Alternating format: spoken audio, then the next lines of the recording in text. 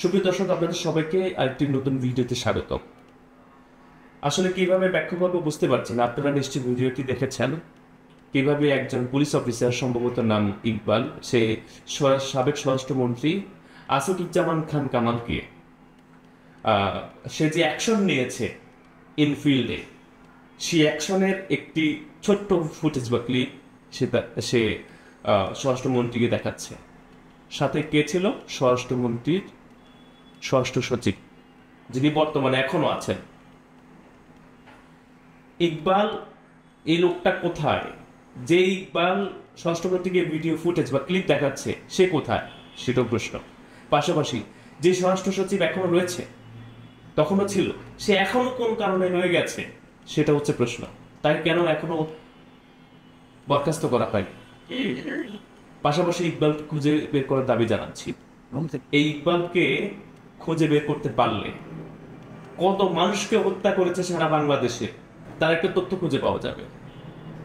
আর যে সাবেক আইজিপি যিনি আব্দুল্লাহ মামুন, এই লোকটা হচ্ছে সবচেয়ে বড় কালপ্রিট। রাজনৈতিক ফায়দা লোটার জন্য এরা সরকারের সাথে একাত্মতা ঘোষণা করে সাধারণ ছাত্র জনতার উপর নির্বিচারে গুলি চালিয়ে অসংখ্য মানুষকে হত্যা করেছে। একে ধরতে হবে। একে ধরলে পরে মানুষের না জানা অনেক তথ্য বেরিয়ে আসবে।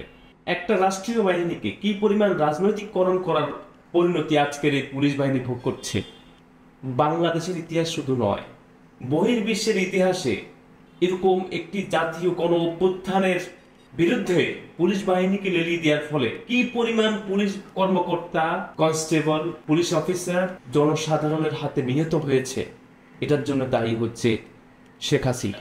শেখ হাসিনাকে পুলিশ হত্যার দায়ী করে আইনের কাঠগড়ায় দাঁড় করানো উচিত। স্বরাষ্ট্রমন্ত্রীকে খুঁজে বের করে প্রচলিত আইনে কোনো শাস্তি নয়, সাধারণ ছাত্র জনতার হাতে তুলে দেওয়া উচিত। ছাত্র জনতাই হচ্ছে প্রকৃতপক্ষে ওর বিচার করবে। সাধারণ আইনে যদি তুলে দেওয়া হয়, তাহলে এরা আবার ঘাপটি মেরে বসে থাকবে এবং বাংলাদেশের যতবার এরা আবার যদি উঠে দাঁড়ানোর চেষ্টা করে এবং ক্ষমতায় আসে, এরা আবার একই কায়দায় হাজার হাজার মানুষকে হত্যা করবে এবং কোনো ধরনের অনুশোচনা বোধ করবে না। আপনি দেখুন ভিডিওটিতে ইকবাল স্বরাষ্ট্রমন্ত্রীকে দেখাচ্ছে যে কি স্যার গুলি করে লাশ ফেলতে হয়েছে। তার কথাগুলো শুনুন আপনারা। এমন ভাবে সগর্বে সে বলছে যে স্যার মারি একটা, মরে একটা, আহত একটা। এটা কি কোন সাধারণ পুলিশ বাহিনীর কাজ? মোটেও না। এদের অমানুষ করে রাখা হয়েছে দেশে, এদেরকে অমানুষে পরিণত করা হয়েছে। গত 15টি বছর পুলিশ বাহিনীর শীর্ষ কর্মকর্তা কিন্তু যেভাবে সরকারের পা চেটেছে, কমিশন লাভের উদ্দেশ্যে, পদোন্নতি লাভের উদ্দেশ্যে, দুর্নীতি করার সুযোগ পাওয়ার উদ্দেশ্যে, এই সমস্ত পুলিশ বাহিনীর কারণে আজকে হাজার হাজার পুলিশ বাহিনী মানুষের ঘৃণার পাত্রে পরিণত হয়েছে। অথচ এই পুলিশ বাহিনী কিন্তু বাংলাদেশের একটি গর্বিত বাহিনী। পুলিশ বাহিনীকে নিয়ে অনেক গর্ব করার বিষয় আছে বাংলাদেশে, কিন্তু সেটা আজকে ধূলিসাৎ হয়ে গেছে শুধু শেখ হাসিনা সরকারের কারণে।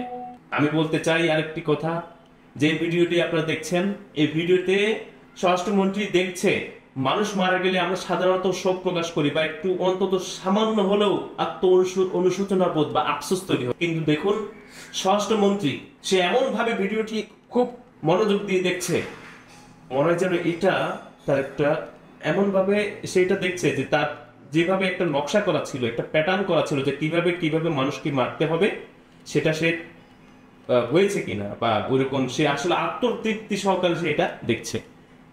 তার মধ্যে অনুশোচনা বোধের কোনো চিহ্ন কি তার চোখে মুখে ভেসে উঠেছে?